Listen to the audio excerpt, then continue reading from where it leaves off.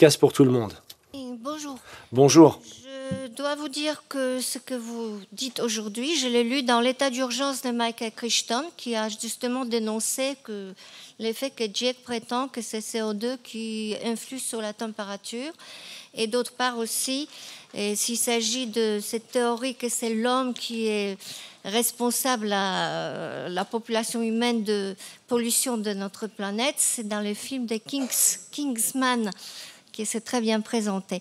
Ma question, par contre, c'est si on peut augmenter la précipitation, c'est-à-dire provoquer la pluie, dans la mesure où dans certaines parties du globe terrestre, il y a de la sécheresse et dans l'autre, il y a des inondations, est-ce qu'on peut faire aussi d'arrêter les inondations? Est-ce qu'on peut, si on peut faire de précipitations, est-ce qu'on peut aussi arrêter les inondations, les précipitations trop grandes? Voilà, ça c'est ma question. Thank you. Merci, Ben.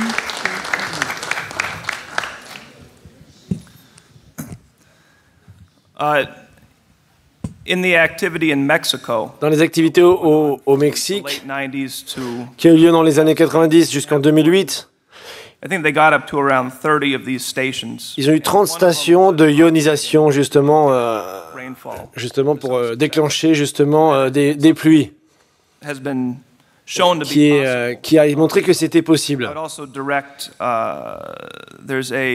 Et il y a aussi un scientifique qui était justement Sergei Poulinets, qui travaille aussi sur ces questions-là, qui a fait plusieurs travaux. On a fait des interviews sur ce sujet, sur la question sur le site du mouvement de Larouche-Pâques. Et il a travaillé justement sur les projets, justement sur la réduction des précipitations et limiter les précipitations dans certaines régions.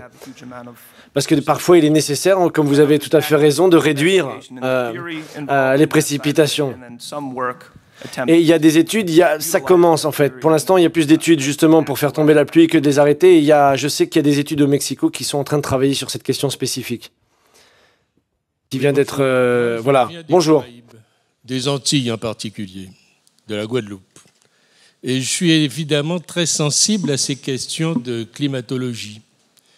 On a vu très récemment notre chef d'État, visiblement un grand spécialiste de la climatologie, faire une tournée antillaise de la Guadeloupe à Cuba en passant par Haïti, disant qu'on allait voir ce qu'on allait voir et affolant surtout les populations à qui on fait passer ce message. Faites attention parce que vos îles, ou du moins certaines d'entre elles, ou certaines parties d'entre elles, vont disparaître avec la montée des eaux. Alors, comme le disait le professeur François Gervais tout à l'heure, moi, ce qui m'intéresse, c'est de savoir est-ce que ces îles à laquelle je suis très attaché vont disparaître et pourquoi ce conte absolument alarmiste, un conte fantastique, comme a dit votre voisin, qui devient alarmiste, pour quelle raison? Voilà.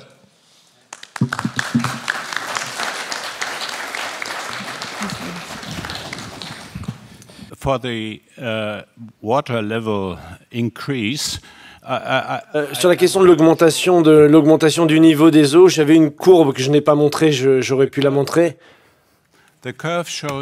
Et cette courbe montre que depuis l'âge glaciaire précédent, l'augmentation du niveau des océans est le plus petit de toute l'histoire de l'augmentation des ans. Et ça, c'est connu dans les milieux scientifiques.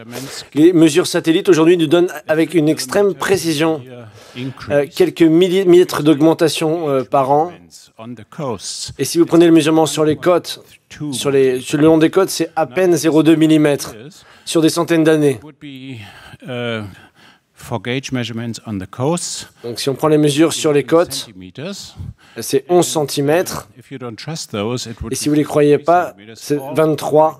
Toutes les autorités sont d'accord sur ceux qui gardent les côtes, savent qu'il y a sont tout à fait capables d'arrêter justement la montée des eaux.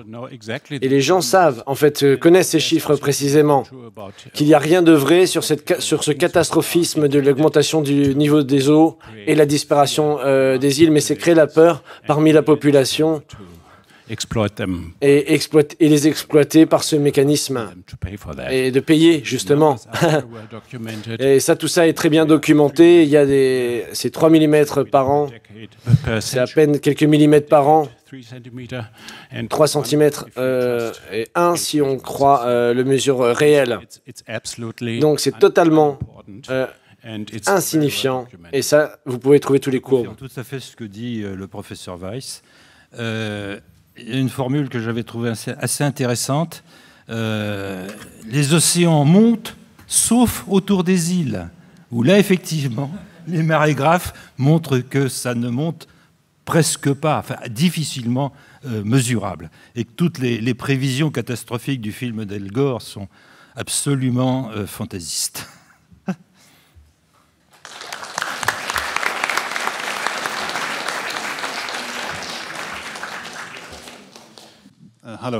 Allô. Mon nom est Stefan Torkstoff et je fais partie de la délégation allemande de l'Institut Schiller ici. Et une partie de la présentation m'a rappelé quelque chose de très important qui avait été fait par un collègue australien il y a quelques années, où il montrait que l'origine, que l'idée des écosystèmes en tant que telle, et cette fausse revendication d'équilibre dans l'écosystème, il n'y a pas... À un degré ou à un autre, c'est ce que vous avez tous plus ou moins, dont vous avez parlé, parce que c'est connecté avec cette idée, ce qui cause la peur chez les êtres humains, c'est la peur de casser quelque chose, la peur de détruire quelque chose. Et je comprends que beaucoup pour faire face à cette situation, et nous on a fait face beaucoup à ça en tant qu'organisation, les gens sont défensifs sur ces questions. Et dans la communauté scientifique, ils ne sont pas... communauté scientifique avec qui nous travaillons, ils font beaucoup de boulot. Et ce n'est pas sans importance, mais c'est souvent défensif. C'est toutes ces revendications qu'ont les oligarques, comme elles sont fausses. Et je pense qu'il serait intéressant de rediscuter maintenant, c'est cette question de la nature de l'être humain. Parce que la peur est organisée, en fait, par cette oligarchie. Et les gens qui veulent détruire, en fait, une grande partie de l'humanité. Parce qu'ils ont une vision dégueulasse de l'humanité. Et c'est des pervers, en plus, personnellement. Et quand ça vient à cette question de l'identité humaine, je suis beaucoup plus du côté de Kepler. Je pense que la plus grande motivation chez l'être humain, en tant que force dans l'histoire, c'est la curiosité. Et je voudrais, pour celui qui veut le faire, de redire quelque chose, que cette idée que l'être humain était un facteur, une force positive dans l'univers. Et c'est le seul qui peut ramener la vie dans des endroits où il n'y avait pas de vie sur la planète, et même ailleurs, même en dehors de la planète Terre. Et je voudrais savoir qu'est-ce qui vous inspire personnellement pour défendre l'être humain comme quelque chose qui cause des changements positifs et des émotions fortes en nous pour prendre nos responsabilités. On ne fait pas juste ça. Le but, c'est pas un but négatif, en fait. C'est de créer quelque chose de positif. Et on doit jeter beaucoup de choses à la poubelle pour ça.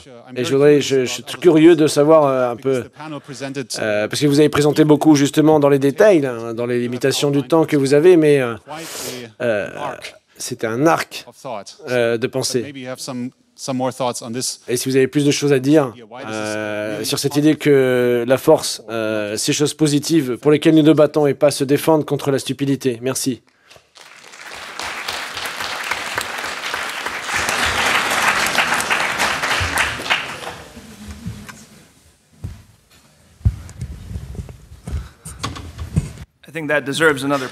Je pense qu'il faut un nouveau panel pour cela. Ce que je peux dire simplement. Moi, je travaille avec M. Larouche. Il a insisté tout particulièrement sur l'histoire de Zeus, l'histoire de Zeus contre Prométhée. Et pas simplement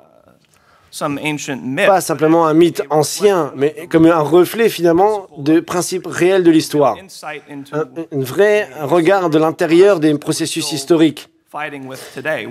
qui est même le combat qu'on nous mène aujourd'hui. Voilà, comment on traite l'être humain, comment on organise une société basée sur une conception différente de l'humanité. Et cette histoire de Zeus qui empêche l'homme d'avoir accès à la science, qui s'oppose à ce que l'homme ait l'agriculture, la médecine. Et quand Prométhée apporte justement ces technologies par le symbole du feu aux hommes, Zeus le punit définitivement pour l'éternité à se faire manger le foie. Et moi, je suis des États-Unis. Je connais l'histoire américaine de la Révolution et les actions d'un petit groupe de gens, ce qu'on appelle les pères fondateurs, qui ont exprimé ce même combat finalement, la même idée sur l'humanité, puisque on est intrinsèquement différentes de tout autre troupeau qu'on voit ailleurs. Et c'est ça là, cette forme créatrice qu'on retrouve dans chacun d'entre nous, en fait, ne s'exprime pas chez les espèces animales, et ça on le voit facilement. Donc ça nous détermine par... c'est une loi naturelle, finalement, pour ainsi dire, qui nous caractérise sur la manière dont on organise nos idées, notre société, pour assurer le développement de notre puissance dans le monde. Et cette idée de la République, c'est très intéressant parce que c'est l'expression politique de cette pensée. Et Benjamin Franklin, Hamilton étaient clairement dans cette conception. Et ils se sont opposés justement aux gens qui s'opposaient aux Britanniques, clairement, qui avaient une vision complètement opposée du monde et de l'humanité. Et c'est un moment dans lequel on est aujourd'hui, qui est un procès beaucoup plus long, en fait. C'est un combat historique. Et le prince Philippe, c'est simplement une nouvelle expression du même principe qu'on peut voir à travers l'histoire de l'Empire britannique, de l'Empire romain, sur le time de Zeus et même avant. Et l'autre courant, justement, historique, qui reconnaît l'humanité, justement, de manière différente. Et on pourrait avoir une discussion très, très passionnante sur ce processus historique de développement. Et ce potentiel d'optimisme aujourd'hui que nous voyons par le lancement de cette dynamique des BRICS dans la nouvelle route de la soie, dans ce contexte-là, de cette perspective historique, c'est extrêmement important parce que ça nous redit finalement qu'on a un potentiel pour créer un nouveau système de relations parmi les nations dirigeantes qui peuvent contrôler en fait la dynamique dans laquelle va le monde, fabriquer quelque part la dynamique dans laquelle le monde se développe vers le progrès et la croissance. Et la dynamique, justement, du XXe siècle, c'était la guerre et les conflits. Et aujourd'hui, on comprend qu'on a un potentiel pour créer un nouveau système basé sur un système gagnant-gagnant. La reconnaissance que le progrès fondamental de l'humanité, le progrès de notre espèce, avec nos caractéristiques, que ce progrès dans son ensemble, dans cette vision fondamentale, est une source de progrès pour chacun d'entre nous. Un nouveau système, justement, de relations internationales est basé sur ce système, que les nations dirigeantes, justement, des blocs de nations coopèrent en poursuivant ce but particulier. Ce ne sera pas parfait, mais ça n'a jamais existé avant. On a toujours eu des systèmes de domination des uns envers les autres et jamais une politique internationale de développement mutuel. Et ce qui est inhérent à cela, c'est... Et c'est M. Larouche, si vous lisez ce qu'il dit, est très, très, très concerné par rapport à ce qui... Et nous, on pose cette question fondamentale sur l'espèce humaine, justement. Pourquoi on se bat, finalement? Comment on veut progresser? Et ça, c'est le vrai, un sujet d'investigation qu'on doit rendre conscient. Qu'est-ce qui fait que l'humanité est une force de développement, de progrès, de développement de la société, de développement entre les nations et du développement de la capacité créatrice de chacun?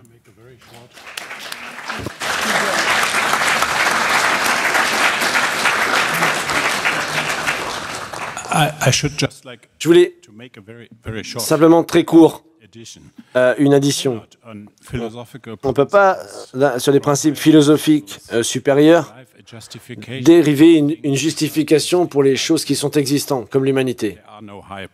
Il n'y a pas de principe supérieur, à moins que vous soyez religieux, à moins que vous croyiez en Dieu. Donc ce qui veut dire, c'est qu'il n'y a pas de justification pour de nous en tant qu'existants. La seule justification est subjective. J'aime vivre. Et si quelqu'un me dit que je suis un cancer sur la planète, je suis contre. Merci.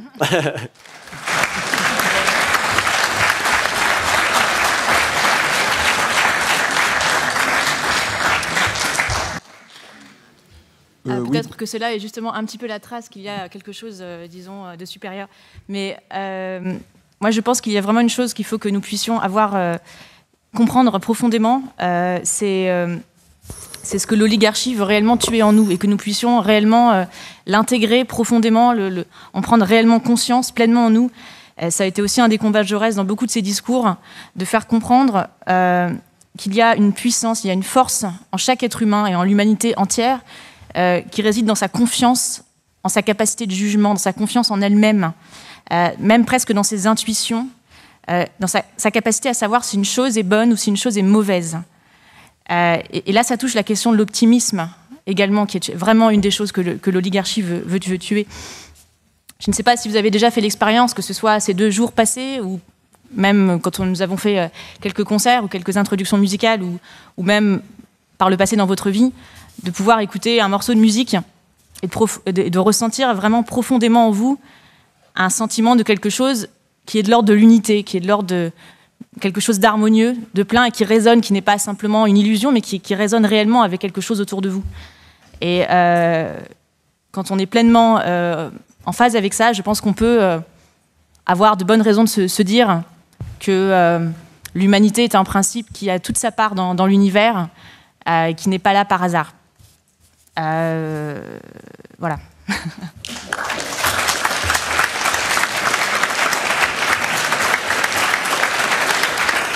Juste sur cette question, je voudrais quand même insister parce que au départ, ce panel touchait à la question du croisement entre l'art et la science.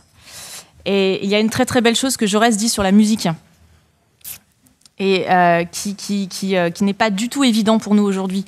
Mais il dit quand la musique a un pouvoir, elle n'est pas simplement là pour refléter des sentiments ou des émotions ou traduire des sons. Elle est là pour créer quelque chose de nouveau dans l'âme humaine qui n'existe pas encore et dont on n'avait pas encore conscience, parce que cette âme est infinie et que la musique continue cette création-là. Donc quelque part, il y a quelque chose qui est cohérent dans cet univers et il faut pouvoir le découvrir. Voilà.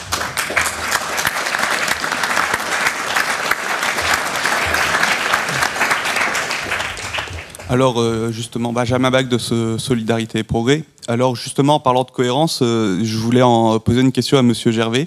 C'est qu'il y a une grosse incohérence en ce moment, entre guillemets, qui est en train de sortir dans la presse française et pas forcément la presse scientifique, vu que c'est plutôt dans le monde et que c'est dans le cadre du COP21.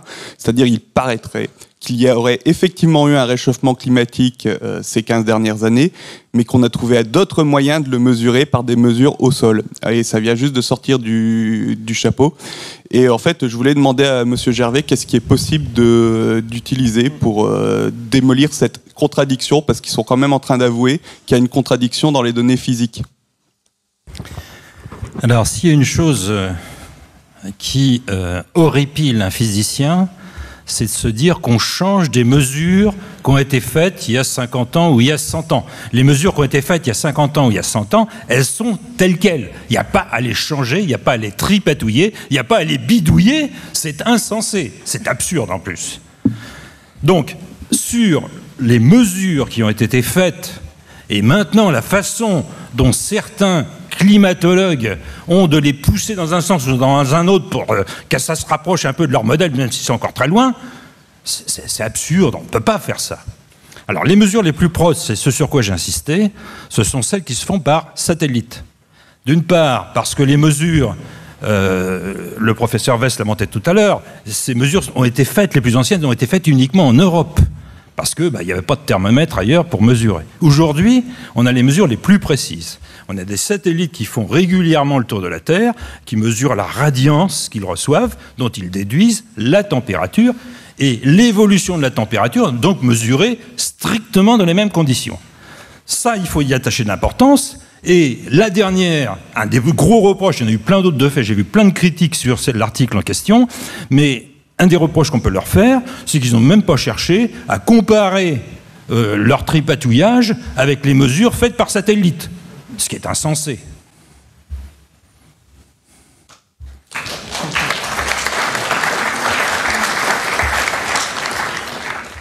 Gilbert Darceau, je suis originaire de l'hémisphère sud, près de l'Afrique du Sud, la grande île de Madagascar, et je vis en France.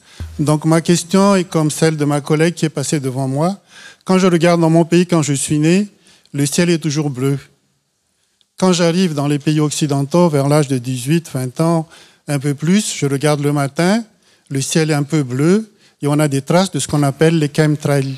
Et ça envahit, quand on regarde les photos satellites, ça envahit toute la planète. Donc j'aimerais savoir, parce que c'est quand même primordial, vu qu'on est là en train de parler de climatologie, de pression, de tout ce que l'on veut, et nous, en tant qu'humains sur cette belle planète bleue, nous sommes en train de respirer l'air. Donc est-ce qu'il y a une étude qui a été faite, une question, une réponse peut-être qu'il n'y en a pas pour le moment, mais c'est pas grave, mais je voudrais qu'on parle un peu des chemtrails, et je vous remercie d'avance. Oui, je veux bien. Sur ce sujet, depuis que les avions existent et qu'ils volent à haute altitude, les réacteurs lâchent du CO2, mais ça on ne le voit pas, et de la vapeur d'eau. La vapeur d'eau, à haute altitude, là où il fait très froid, devient des petits cristaux de glace, et c'est la raison pour laquelle, depuis que les avions existent, quand ils volent à une certaine altitude, au-dessus, suffisamment haut, et que l'humidité à cet endroit-là est favorable, on va avoir des traînées de condensation, contrails, pas chemtrails, c'est une déformation, mais à l'origine, le phénomène observé depuis très longtemps, c'est contrails, traînées de condensation de la vapeur d'eau.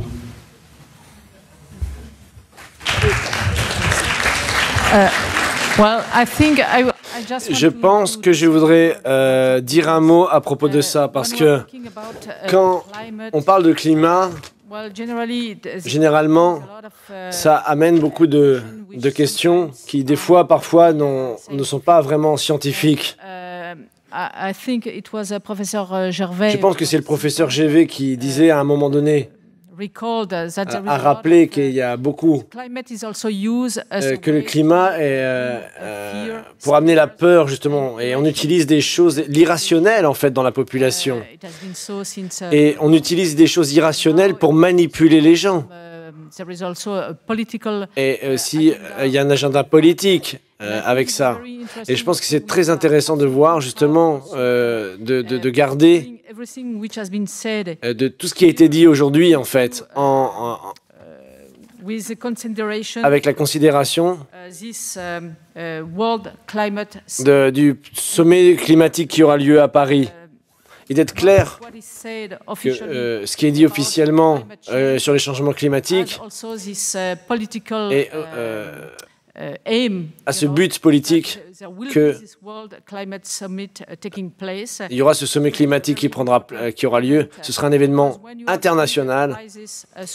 Et comme on est dans une grande crise, en fait, c'est vraiment très utile pour divertir l'attention des gens à des choses qui n'ont rien à voir. En fait, on fait peur aux gens avec ceci et les gens ne voient plus la réalité, en fait.